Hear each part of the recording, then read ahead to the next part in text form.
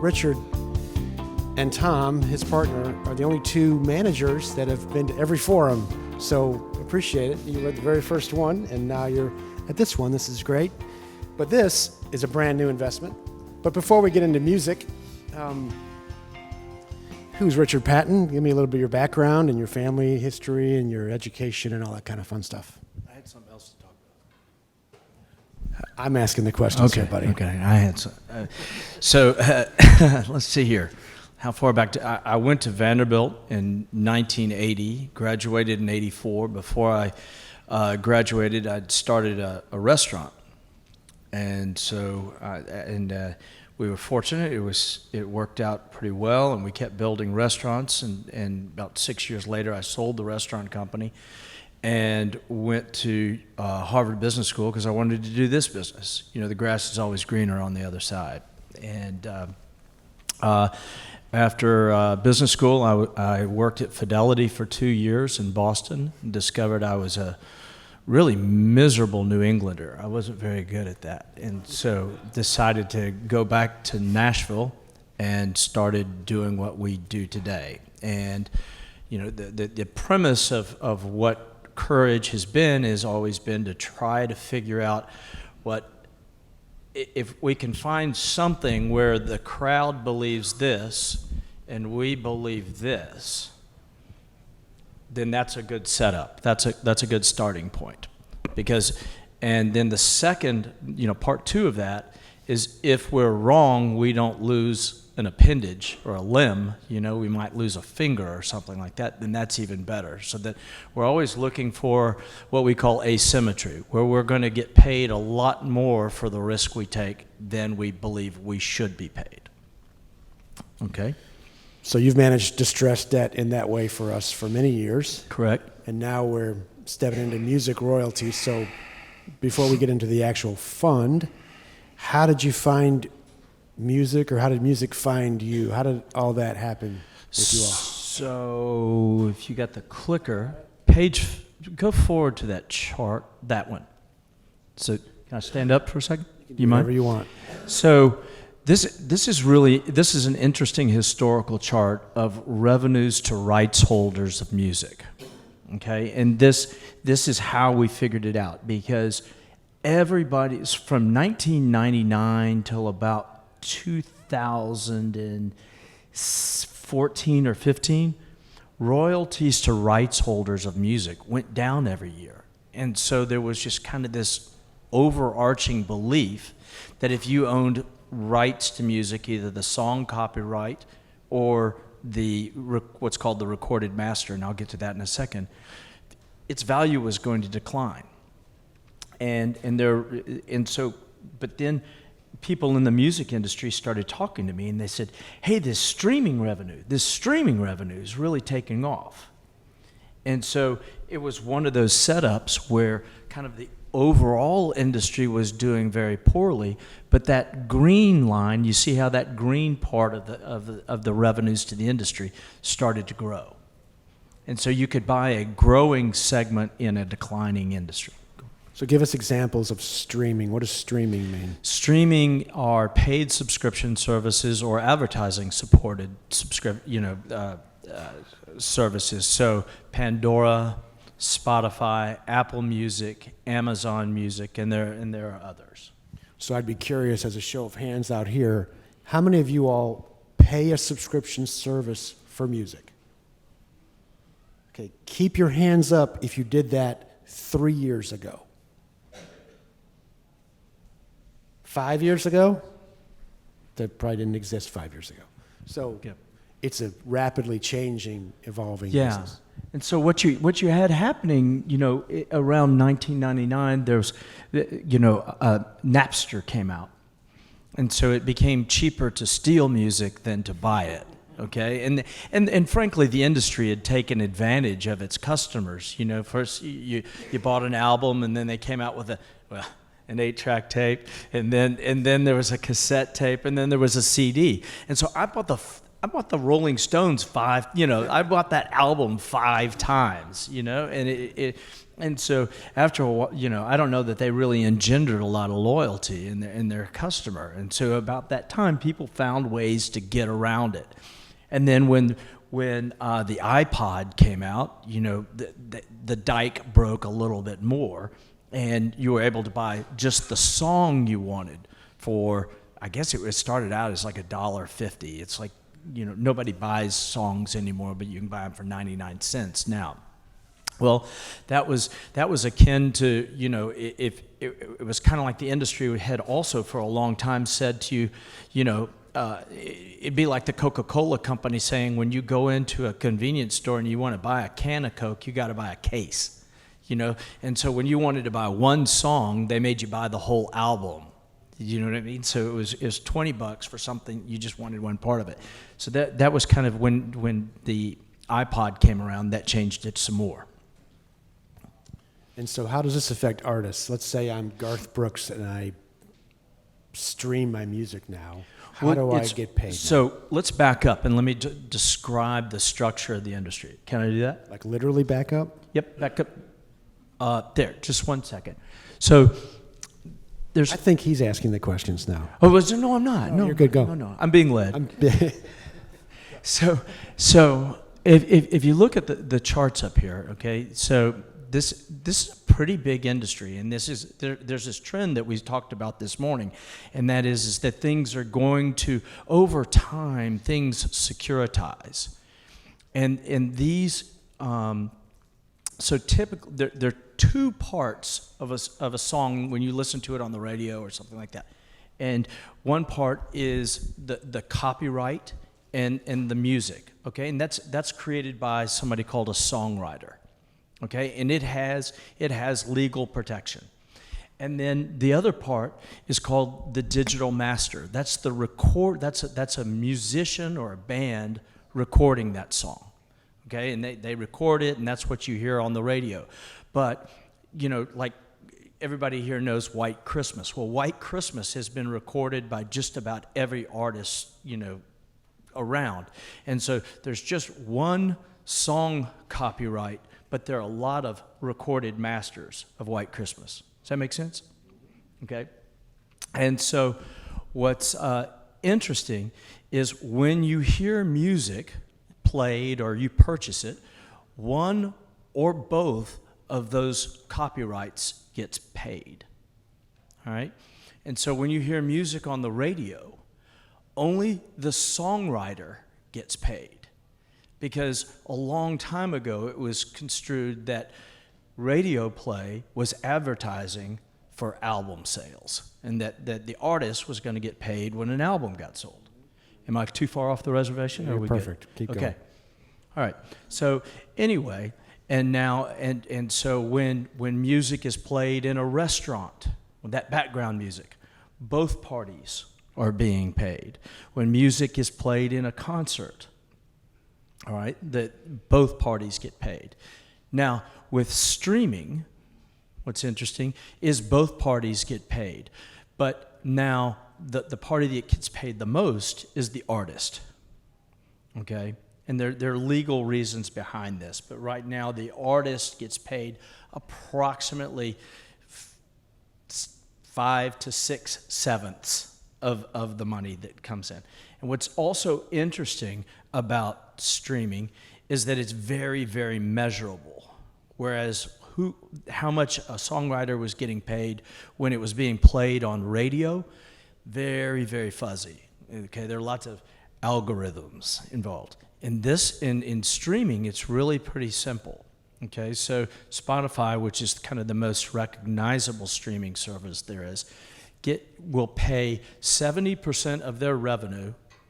Okay, they pay to the copyright holders, and literally, you say, so Spotify has $1 billion in revenues next quarter. $700 million of it is going to go to rights holders. So you take the songs we own and you figure out how many times they were played on Spotify, divided by all plays on Spotify, and that gives you your fraction of the $700 million. So Mercy Me records I Can Only Imagine. They sing that song, they perform it, and it gets streamed all the time. Yep. So they're pretty predictable.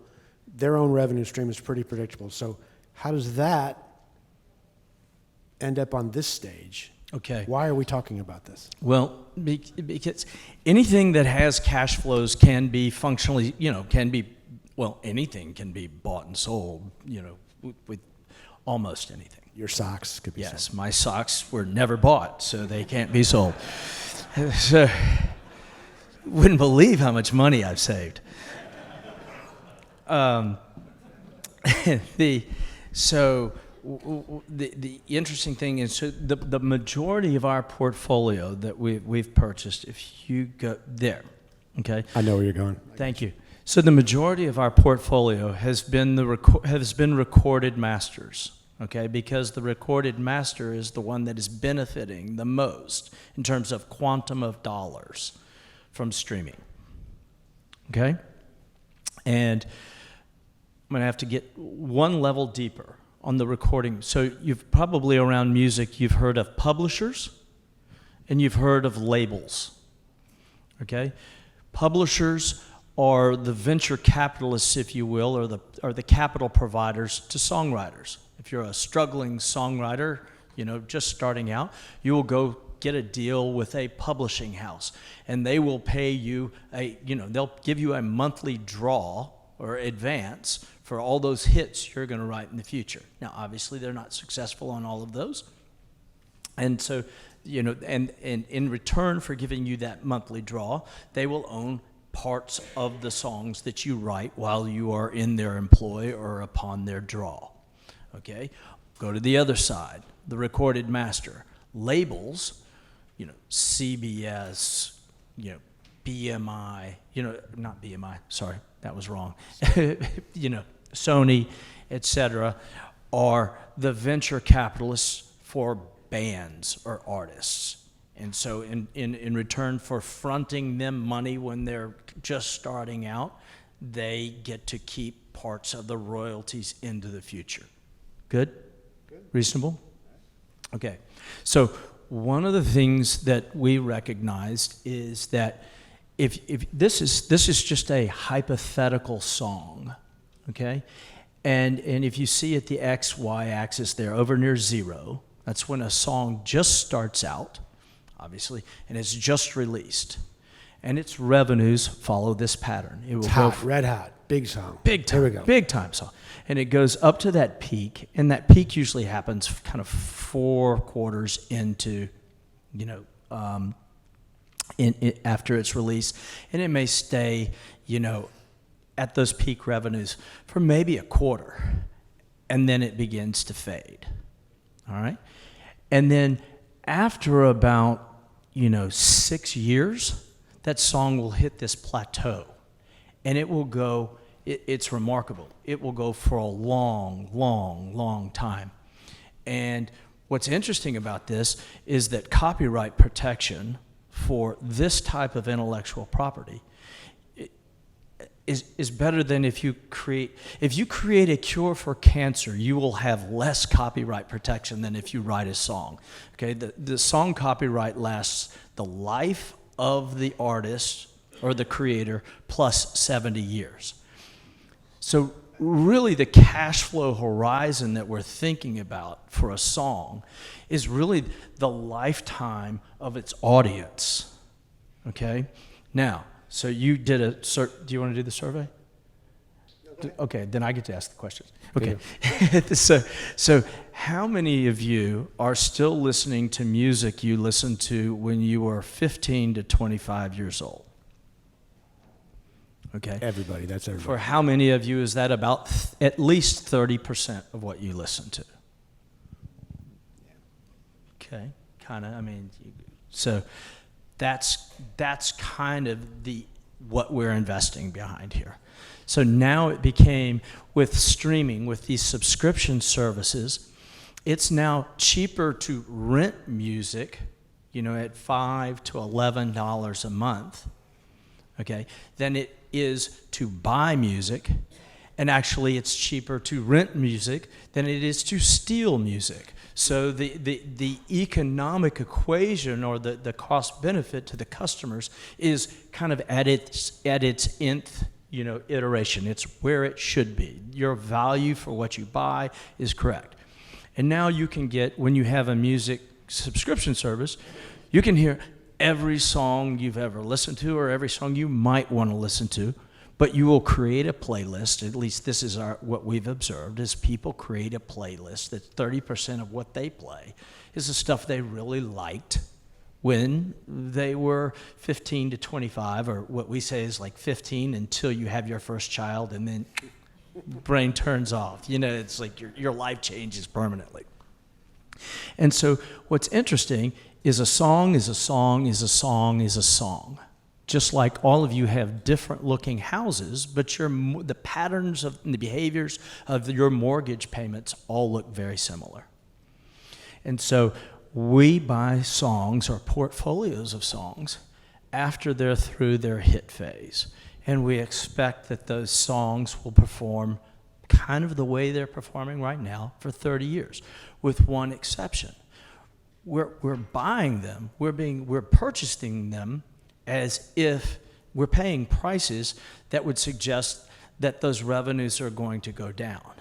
But in actuality, what's happening, because more and more people are adopting subscription models, is that a rising tide is lifting all boats. And so whereas that line looks like it's flat for a single song, or for just multiply that times 20,000, which is the number of songs we have right now, okay? It looks like that. It's actually sloping up and to the right, okay? Because more and more of us are so back to our, paying into a back to subscription service. our big chart. That's what's happening. So we're exposed to the green part. Now, projections are projections. I just think it's going to be more than today. Okay, for some reason, the global epicenter. Have I overrun my welcome here? Pretty close. You better Okay. hurry. Yeah. Okay. Get to the investment. So the global epicenter of technology innovation in music is Sweden. And it's a bunch of guys that were spooks for Sweden. Like the Swedish CIA has got like 10 people in it, but they're all in the music business now. So tell us about our particular investment. We're in the Courage Music Christian Music Fund. Okay. Right. And so go to the next slide, please. There you go. Stop there. Okay. So these are the portfolios we've purchased. And I won't go into the nitty-gritty detail, but the people from whom we've purchased them don't like people to know that they've sold these things, and we can go into more detail later about that. But I think suffice it to say is that you see the multiples we've paid so far, and we've invested half of the fund, okay, or a little bit more. The fund is $125 million, and it's all Christian music, and Christian, like. Think back to that chart we saw just a minute ago. A song is a song is a song. A Christian song looks just like a country song, which just looks like a pop song, but for the amplitude of the curve. But its shape is the same. And what's fantastic is people in New York and people in Los Angeles who might be competitors for purchasing song rights, they don't know that Christians exist. So this stuff sells. This stuff is considerably less expensive, unjustifiably in our opinion. So if this portfolio were pop or rock, it would trade at 20 to 25 times, whereas we are purchasing these portfolios at between 5.5 and 6.5 times. What's also interesting about this is you don't have to do a lot of accounting adjustments here. This just shows up at your mailbox as a check, okay? And cash is just as good as money. So the fund has how many artists, would you guess? How many artists? Tom? 150 different Christian artists in the fund, and you hired somebody to manage the fund for you, Yeah. Jason Somerville. Mm-hmm. So he's full-time at Courage and manages your music. Right, and they have a team of five people that work on this, and they've built they've done a really good job because they've also built systems, okay, that are really truly differentiated from anything else. This is a very backwards industry, not just Christian music, all of music, because it was, it looked a lot like finance for a long time. Never have so few been paid so much to do so little. And keep going. That was funny. And so their level of systems is pretty weak. And so what we've been able to do is identify, where we are being underpaid by a certain service. So if we're not getting, if a song does X on Spotify and does its appropriate proportion on Apple Music, then we can see that it might be an outlier on some other service, and we can invest. So exception reporting is kicked out pretty quickly, and we're able to kind of find places that we weren't being paid that we should be paid. And what's the return expectation? So on a unleveraged, so we're like your equity, so the fund's total equity dollars are $125 million. As I said, we've invested 70. We're not using leverage in any way, and so far we've been able to buy at yields that deliver 14% to you all, and we just pay that out on a quarterly basis. And we believe that I do believe that over time, just like REITs and other things, there will be a securitization phase in this industry because it's large enough that over time, I think our exit multiple on these portfolios will probably or have a high possibility, okay, have a very good possibility of being higher multiples than what we purchased them for. And that 12 to 14 is after your exorbitant fee, right? That's net to us. That's net of our modest fee. Yes. And so how long do we have to keep the money there? What's the lockup? 7 years. And then what happens? And then we will sell the portfolio. The plan right now is to sell the portfolio. If the partners decide that they would rather continue to get the income rather than selling it, we can revisit that. But the plan is to sell the portfolio after 7 years. How would you define risk in this scenario? If we kind of went to an XY axis and risk is along the X axis and return is along the Y axis, you would say that the lowest risk, lowest return would be the Treasury somewhere around the XY axis intersection. And then all the way out on the far end of the X axis would be poorly executed venture capital. Okay? And then, because the presumed return on venture goes from lose all of your money to make huge, piles of money. And I think that this portfolio sits someplace on the risk spectrum closer to the y-axis. In other words, very close on the x-axis in terms of risk assumed.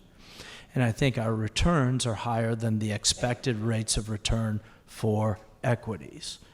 Just the S&P. Because we're getting it right now. We're getting cash flow returns that are equal to the equity returns. And I would submit that this is a very low correlation investment. I would never begin to assert that it is not correlated because it certainly has duration risk. If rates go up, the values of all things that have future cash flows is definitely coming down. So we definitively have, interest rate correlation. But I don't think it was interesting.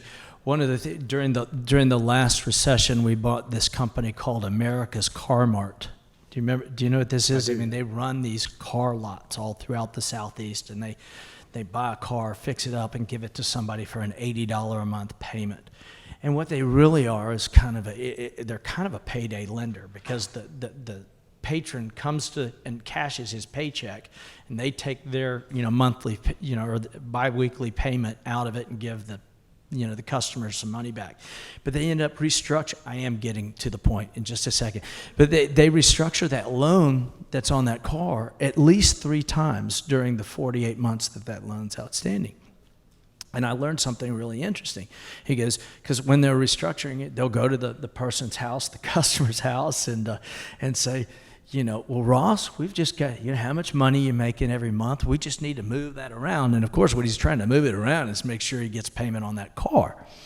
And so he said he was sitting at this kitchen table with this guy, and he looked, in the other room, and 3 kids are in there watching television, and he said, so like, Ross, one of the things you could do is, cut off that cable. He said the keys hit the table and slid into his lap so quickly. So the Maslow order of needs in a household is entertainment, something, and then car keys. So once I'm hooked in, I'm not leaving. I don't know that, $5 to $10 a month for your Spotify account is really going to be that much of a game changer. But there is probably some economic sensitivity to that. We're excited. This is a purely, I think, uncorrelating asset that will give us a very strong asset or an income stream that's also tied to Christian music, which is something that we all love. So yeah. I love it. 2 closing questions, same ones. Mm-hmm. What do you read on a regular basis, or what are you reading now that you would want to share with us? Well, okay, so I think the most important book one could read, and I hope I didn't recommend this last year, but it's called The Gene, okay? And it's written by someone named Siddhartha Mukherjee, and he's also the person that wrote The Emperor of Maladies. It's about cancer, and this guy's an oncologist, but he describes, genetics and cellular genomics and all of this stuff that's been made very complicated in school. He makes it really simple, and so it's an extraordinary story, and it helps you really understand what's happening in genomics. Because like some of your other panelists, I do believe we are entering the biologics age. And I think we are in biotech at that area, like the silicon era really kicked off in 1991, 92. We may have all had a computer on our desks from about 84 on, but the point at which 70% of the population got a computer and thus the internet became possible happened around 91, 92. We're at that same inflection point as it relates to biotechnology, and I think it is really helpful to understanding it. The other book I've read that I think is, how are we doing? Okay. The other book that I think is really, really interesting is called Sapiens, and the Earth I think is 13.5 billion years old. I think the Homo sapiens has been on Earth for about 120,000 years. Stuff kind of got interesting about 60,000 years ago. Then that was when this guy coins the term the cognitive revolution. So the cognitive revolution happened, and then the agricultural revolution happened, and then the industrial revolution happened, and then the silicon revolution or the intellectual revolution occurred. And following these things, you notice these patterns, and of course, a couple of things are interesting. It gives you kind of this filing cabinet to kind of figure out along this timeline of history where all the other stuff you've learned fits. It also helps you understand that over the arc of time, as horrible as we've been to one another as human beings, we've gotten better. Okay, and so that's it's reasonable to believe that things are going to get better in the future. I mean, we live in a time of extraordinary abundance, overabundance. Poverty in the United States is too many calories. You're fat and you have diabetes. You don't die from starvation, you die from being too fat. And that's kind of interesting. It's like, because this mass abundance is probably going to spread to the rest of the world over time. And then the other thing that I noticed from it is that we went from, when we were all hunter-gatherers, we kind of moved around in like 150 people at a time, and there were all these unique cultures cultures. And over time, as information has changed and stuff like that, now there are probably 6 distinct cultures in the world, down from maybe 120 about 70 years ago. I've got a few more, but we probably don't have that much time. Life lesson. What life lesson did your parents leave with you that stays with you now? My parents?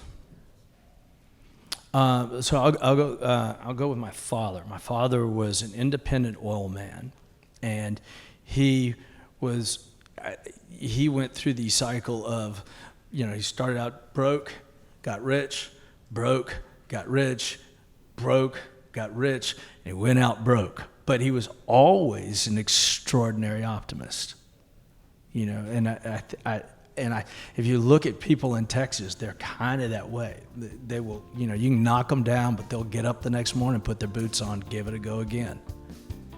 Optimism. That's you. Thanks. Thanks for being a good partner. Thanks for being here. Appreciate it. Thanks for explaining this to us. Thank you.